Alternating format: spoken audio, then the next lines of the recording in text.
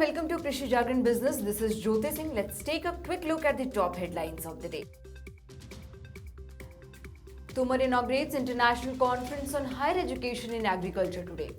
The Commission for Air Quality Management directs CTPPs in NCR to target at least 5% co-firing of biomass pellets with coal by September 30.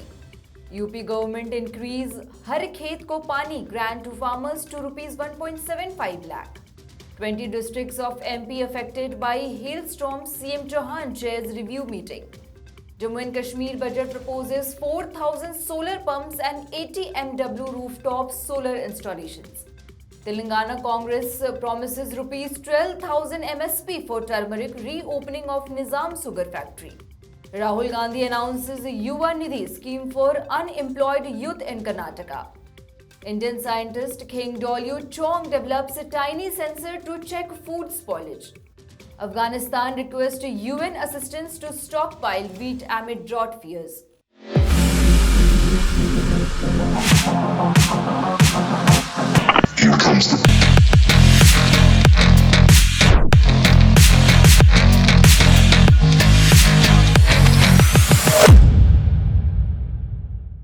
Now the news in detail. International Conference on Blended Learning Ecosystem for Higher Education in Agriculture CAQM started its first day today at C. Subramaniam Auditorium.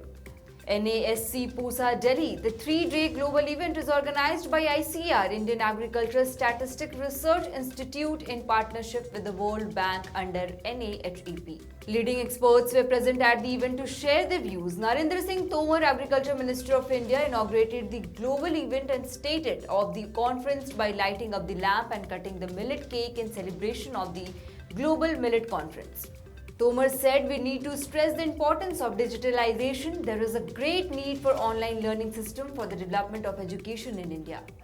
Blended learning in this Amrit Kal will be Amrit for us. Blended learning is an essential step towards the progress of our nation.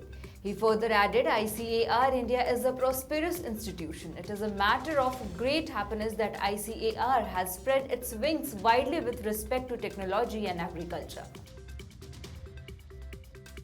According to us, CAQM order issued on March 20 in order to effectively utilize agriculture residue as a resource. It has directed all CTPPs in the NCR region to take immediate steps to co-find biomass-based pellets with a focus on paddy straw utilization, along with coal through a continuous and uninterrupted supply chain with a target of at least 5% co-firing of biomass pellets by September 30 and at least 10% co-firing by December 31st, 2023.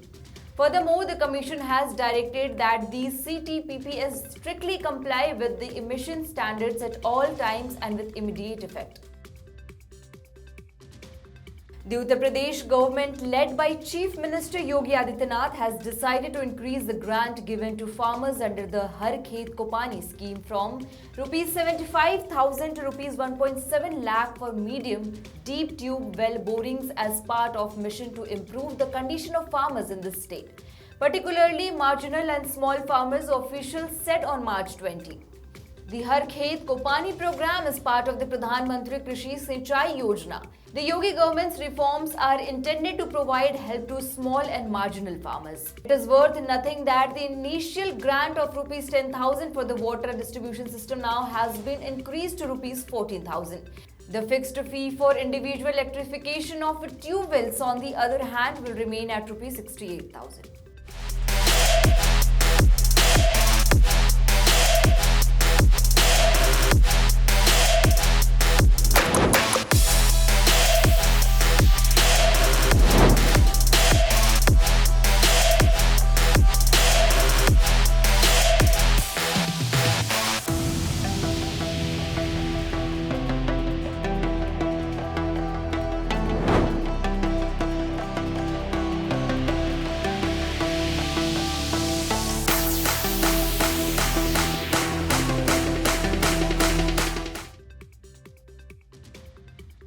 Persistent hailstorms and rainfall for 6 days have renewed wheat, gram and mustard crops in 20 districts of Madhya Pradesh.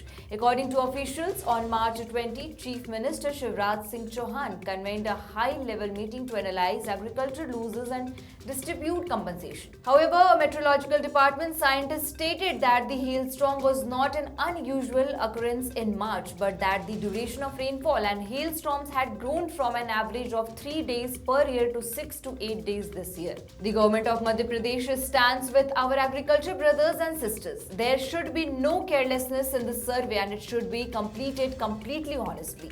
The list should be posted in the Panchayat office once the survey is completed. If any farmer objects to the survey conclusion, the issue should be rectified, Shivraj Singh Chauhan said. The CM stated that the survey must be completed by March 25, after which compensation will be distributed. Union Finance Minister Nirmala Sitharaman recommended the installation of 4,000 new solar agriculture pumps in the fiscal year 2023-24 while presenting the budget of the Union Territory of Jammu and Kashmir. The UT budget was submitted in Lok Sabha and was worth 1.2 trillion. The budget called for the commissioning of around 80 MW of rooftop solar capacity under the Jammu Solar City project in the coming fiscal year, covering approximately 20,000 Union Territory residences. In addition, as part of the Srinagar Smart City initiative, the government would construct around 3 MW of rooftop solar in Srinagar. The Union Finance Minister further stated that the first phase would include grid-connected rooftop solar on 50 structures in Srinagar and 20 governmental buildings in various regions. She went on to say that the mission mode would cover all government building rooftop installations. On Monday, Telangana Congress President A. Revnath Reddy promised the residents of Banswada Assembly constituency, Nizamabad and Kamra Reddy district that once Congress forms the government, it will extend the 12,000 minimum support price for turmeric and reopen the Nizam sugar factory within 6 months. For maize, he placed 2,200 MSP and for sugarcane 4,000 MSP per quintal. As part of his Padyatra, Revnath spoke at a street corner meeting in Banswada and claimed that legislator Pocharam Srinivas Reddy began to disregard farmers after betraying his allegiance. At a Yuva Kranti Samavesha in Karnataka, Belagavi Congress leader Rahul Gandhi presented the party's 4th election pledge, Yuva Nidhi for unemployed youngsters. This is Rahul Gandhi's first visit to state following the Bharat Jodo Yatra. If Congress is elected, the Yuva Nidhi program will be implemented immediately in the state. According to the party, for 2 years, the plan will provide rupees 3,000 per month to unemployed youth with graduate degree. It will also pay rupees 1,500 in monthly allowance to young individuals with diplomas who are unemployed in the state. In February, the state unit of the Congress party unveiled the Anna Bhagya scheme, which will distribute free 10 kg rice every month to anyone living below the poverty line in the state in the party is elected. An Indian scientist in the United States has invented a compact, low-cost acidity sensor that can detect when food has spoiled in real time. The flexible pH sensor is only 2 mm long and 10 mm wide, allowing it to be integrated into current food packaging methods such as plastic wrapping. While industries normally use much bigger meters around 1 inch long by 5 inches tall to measure pH levels or how to acidic or basic the food, according to Chawang, such a design would enable continuous pH monitoring and accurate detection of freshness limitation along the entire route from farmers to consumers' homes. According to the United Nations Food and Agriculture Organization, around 1.3 billion metric tons of food produced worldwide goes to waste each year. Chawang, who is originally from Nagaland, where the populace relies largely on agriculture crops, took a personal interest in developing the gadget.